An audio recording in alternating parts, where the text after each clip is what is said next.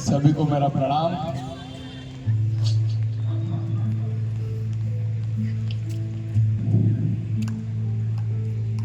कि किसी पेड़ के कटने का कभी कोई किस्सा नहीं होता अगर कुल्हाड़ी के पीछे वो लकड़ी का हिस्सा नहीं होता। एक बहुत सुंदर प्रसंग आज रामायण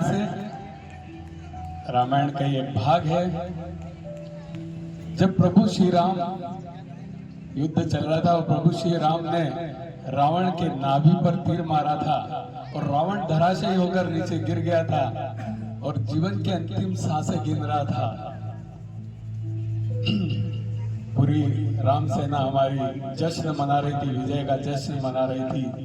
इसी बीच प्रभु राम ने लक्ष्मण को बुलाया और बोला कि महाज्ञानी रावण अपनी अंतिम सांसें गिन रहा है, जाओ उसके पास जाओ और उससे कुछ ज्ञान लेकर आओ, क्योंकि नहीं तो ये ऊपर चला जाएगा और ज्ञान सारा इसके साथ चला जाएगा।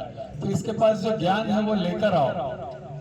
लक्ष्मण जी हंसने लगे कि कैसी बात करते हैं भाई, वो अहंकारी, वो राक्षस,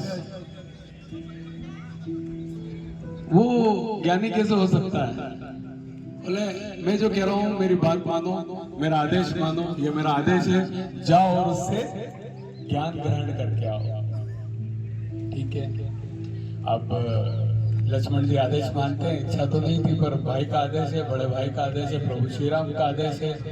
वो रावण के पास जाते हैं और उनके सिर के पास जाके खड़े हो जाते हैं और रावण से कहते हैं कि रावण, मेरे भाई ने मुझे यहाँ भेजा है कि तुमसे ज्ञान लेके आऊं, जल्दी से मुझे ज्ञान दे दो। रावण बोलता है, बहुत तुनक के बात कर रहा है, बड़े उससे बात कर रहा है। रावण अपना मुंह भर लेता है। लक्ष्मण जी को भी गुस्सा आता है, वो वापस लौट के आ जाते हैं और भाई को बोलता है कि प्रभु श्री राम को बोलते हैं कि मैंने तो पहले ही कहा था कि वो अभिमानी है, वो राक्षस है, वो कोई ज्ञान देगा, उसने तो मुंह फेर लिया। राम जी, प्रभु श्री राम बोलते हैं कि आप गए थे लक्ष्मण जी, आप गए थे तो आप रावण के कहाँ जाकर खड़े हुए? उसने कहा मैं रावण के सिर पे खड़ा हुआ था। अच्छा, ठीक है। प्रभु श्री राम हंसने लगे और इस बार वो खुद ही चल दिए रावण के पास और रावण के चरणों में जाकर बैठ गए और उनको नमन किया और बोले, हे महाज्ञानी रावण, आप जीवन के अंतिम सांसें ले रहे हैं,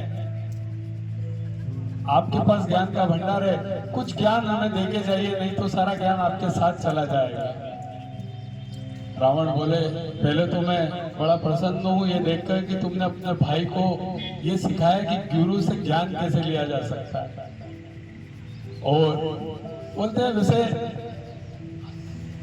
तुमसे मैं हर बात में शक्तिशाली हूँ, बुद्धि मेरे पास है, शक्तिशाली हूँ और मेरे पास धन भी बहुत ज्यादा है। तुम्हारे पास तो केवल सोने का माल है, मेरे पास पूरे सोने की नगरी है, लंका नगरी है, सब चीजों में मैं तुमसे बहुत श्रेष्ठ हूँ। रावण बोलता है, पर एक चीज में आप मुझसे श्रेष्ठ हैं और इसी कारण आप युद्ध भी जीते।